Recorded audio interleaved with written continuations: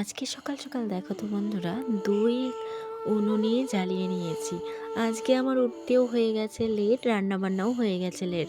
এদিকে তো সকালে উঠে বরমশাইয়ের চিল্লা হাল্লা শুরু করে দিয়েছে। তো যাই হোক, দুইটো উনুন জ্বালিয়ে কিন্তু এদিকে ভাতটাও বসিয়ে দিয়ে, ভাত তো প্রায় হয়ে গেছে। তারপরে এদিকে কিন্তু আমি সিম আলু বসিয়ে দিয়েছি। একটা কাকি শাশুড়ি মা মানে সিম দিয়েছিল। সিম দেওয়াতে আমার অনেকটাই ভালো হয়েছে, কারণ আমি সিমটা খেতে অনেক ভালোবাসি। আমাদের বাড়িতে যেহেতু পালং শাক লাফা শাক করা হয়েছে, আমি কয়েকটা দিয়েছি, তার জন্য আর কি আমাকে সিমটা এনে দিয়েছে। তো সিমটা খেতে অনেক সুন্দর হয়েছে, মানে পাঠিয়ে দিয়েছে কাকি শাশুড়ি, আর নিয়ে এসেছে ডাটা। তো যাই হোক, নিয়ে এসেছে ভালোই হয়েছে, খেতেও খুবই মজা লাগে।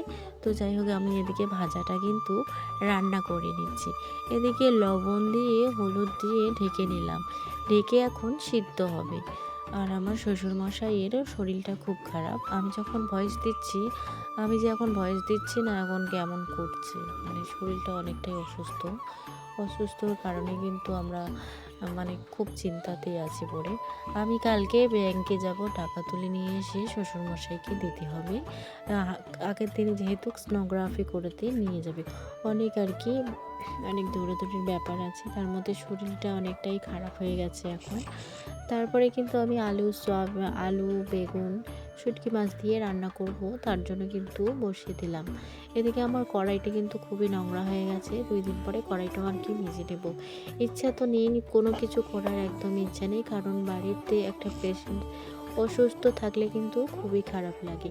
কোনো কিছু করতেও ইচ্ছে করে না, কোনো কিছু খেতেও ইচ্ছে করে না, এরকম ব্যাপার আর কি।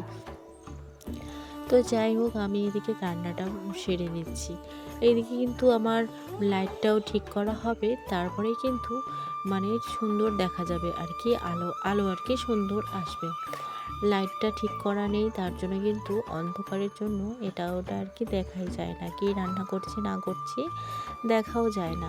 তোমাদের ভালোবাসা আর আশীর্বাদ যদিও পাই, তাহলে কিন্তু আমি একটা স্টেম কিনে নেব, মোবাইল ট্র্যাকের স্টেম নেই আমার, কিন্তু ভিডিও করাতে খুবই অসুবিধা হয়।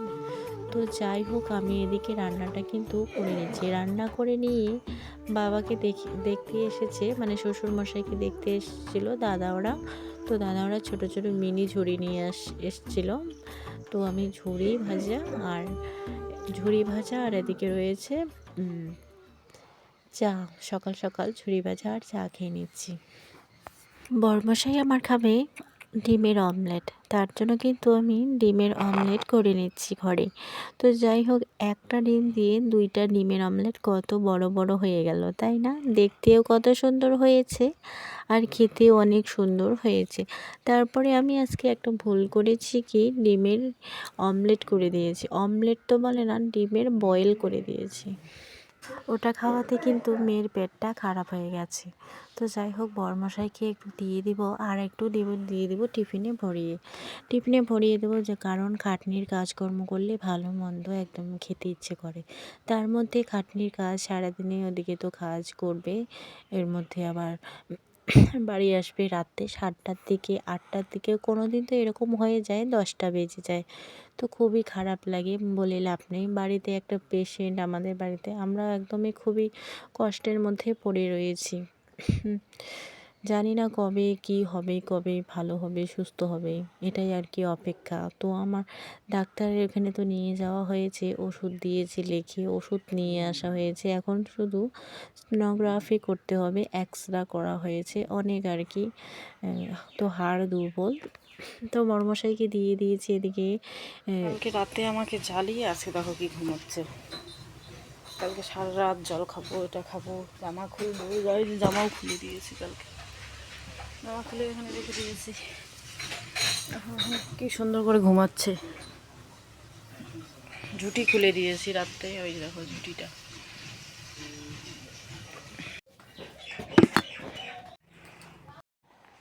সত্যি কথা বলতে, বাড়িতে একটা পেশেন্ট থাকলে খুবই খারাপ লাগে। আর এরকম হয়ে গেছে বাড়িটা, সবাই একটা একজন একজন করে অসুস্থ হয়ে যাচ্ছে। দেখো মেয়েও এদিকে বিছানায় উঠছে, বিছানায় উঠে কিন্তু আবারও খেলছে। তো এরকম করে ভদ্র মতো করে থাকলে আর কি ভালোই লাগে। আর দেখো কি অত্যাচার করে, মাঝে মাঝে এমন অত্যাচার শুরু করে বলার মতো না। তারপরে দেখো এদিকে ও কিন্তু স্লেট পেন্সিল দিয়ে লেখালেখি করছে, আর আমি আমার কাজগুলো সারিয়ে নিচ্ছি। তিনটা ব্ল্যাঙ্কেট যেহেতু শরীরে দেওয়া হয়, তার জন্য কিন্তু মেয়ে যেহেতু মাঝখানে থাকে, ওকে কিন্তু গরম লেগে যায়। তারপরে কিন্তু রাত্রেবেলা ওগুলো নিয়ে শুয়ে থাকতে পারে না। এদিকে আমার কিন্তু কাজ একদমই কমপ্লিট হয়ে গেছে। তো প্রতিদিনের স্লেট পেন্সিল ধরে কিন্তু বই পড়বে, তার মধ্যে কিন্তু লেখালেখি করবে। তো আমার এদিকে বিছানাটা তোলা হয়ে গেল। এদিকে কিন্তু এই বিছানাটাও পরিষ্কার করে নিই, যেহেতু আগের দিনে আমরা চলে গেছিলাম বিয়ে বাড়িতে। বিয়ে বাড়ি তো না, চূড়াকন্যা বাড়িতে গিয়েছিলাম। তো শাড়ি ঠাড়ি আর ধোয়াধুয়ি করবো না, ওইভাবেই রেখে দেবো। ওইভাবে ধুয়ে দেবো, ধোয়াধুয়ি করার একদমই ইচ্ছে নেই। সোয়েটারটা, চাদরটা, তার মধ্যে হলো শাড়িটা ওইভাবে রেখে দিব ভাঁজ করে, আর ধোয়াধুয়ি করবো না। এখন শুধু ঘরটা পরিষ্কার করে রেখে দিই, একদমই ইচ্ছে নেই। তার মধ্যে কী যে হচ্ছে আমাদের বাড়িতে, একজনকার পর একজনকার শরীর অসুস্থ হয়ে যাচ্ছে।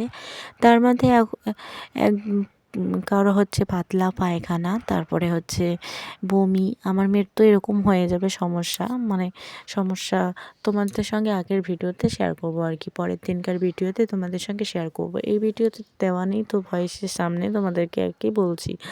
তারপর শরীর তো অসুস্থ হওয়ার কারণে সারাদিনই তো ঘুমাবে না।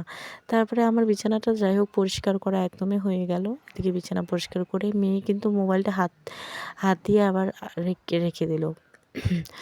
তো এদিকে আমার বিছানা গোছানো একদমই কিন্তু কমপ্লিট হয়ে গেল। এখন আমি আর কি ঘরটা ঝাড় দিয়ে নিই, ঘরটা পরিষ্কার করে নিই। জুতা চপ্পল যা আছে সমস্ত কিছু কিন্তু ভাজে ভাজে রেখে দেবো সাইডে। তো এদিকে আমার ঘরটা পরিষ্কার করে ঝাড়টা দিয়ে তারপরে কিন্তু জামা কাপড় সমস্ত কিছু ধুতে হবে। ঘরে একটু একটু আর কি জল ঢল পড়ে আছে। তার মধ্যে আবার বাড়ির এত সমস্যা। আমার দিকে ঠাকুরকে দেওয়াও হয়ে গেছে। বাড়ির খুবই সমস্যা, ধরে নাও এরপর থেকে এর হচ্ছে এটা ওটা, পাতলা পায়খানা সবারই হয়েছে। শাশুড়ি মায়ের, আমার হাজব্যান্ডের, দাদার, সবারই এরকম হয়ে যাচ্ছে। তারপরে ঘর ঠর ঝাড় দিয়ে বাইরেটাও ঝাড় দিতে চলে আসলাম। এদিকে তো ঠাকুরকে দিয়ে আমি তারপরে ঘর টরগুলো ঝাড় দিয়ে বের করছি। এরকম তো কোনো দিন তো এরকম হয়ে যায়, ঠাকুরকে দেওয়ার আগে ঘর টরগুলো ঝাড় দিয়ে নিই। তো দেখো তো আজকে নোংরাটা বেশি পড়ে গেছে, তাই না? তো ফুলের গাছের নোংরাগুলোও পড়েছে, ফুলের গাছের নোংরা টোংরা সমস্ত কিছু কিন্তু পরিষ্কার পরিচ্ছন্ন করে নিচ্ছি। এদিকে তো আরই রয়েছে কয়েকটা জামা। সকাল সকাল যেহেতু স্নান করা হয়েছে, নাইটিটাও ধোয়াধুয়ি করেছি, সাথে সাথে নাইটটা ধোয়াধুয়ি করেছি। তার মধ্যে আজকে তেমন আর কিছু ধুয়ে দেওয়া হবে না। তো এদিকে শ্বশুরমশাই একটু দেখিয়ে নিই একটু। তো শ্বশুরমশাইকে তো দেখতেই পাচ্ছ, এদিকে কিন্তু ভাত খাচ্ছে। খাওয়া দাওয়া করতে কিন্তু একদমই পারে না, যেটুকু পারে ওটুকু খায়। দেখো তোমরাই দেখো অবস্থাটা। তো যাই হোক, আমরা কিন্তু দলবল মিলে সবাই মিলে যাচ্ছি সিম ছিঁড়তে ঝুড়ি টুড়ি নিয়ে। তো আজকেও সিম নিয়ে আসবো। তো এদিকে কিন্তু গাছে হয়েছে প্রচুর সিম হয়েছে। রাতে করলাম আলু সিদ্ধ ভাত। তো বড়মশাই গেছে ওদিকে বাজার আনতে কালকের সকালকার জন্য। আমরা দুজন বসে আছি, আমি শুয়ে আছি, মেয়ের দিকে খেলছে বেলুন দিয়ে। মেয়েরও শরীরটা খুবই খারাপ, কারণ পাতলা পায়খানা হয়েছে, তার মধ্যে বমি করছে। দেখি মায়ের দিকে, মুখটা দেখি।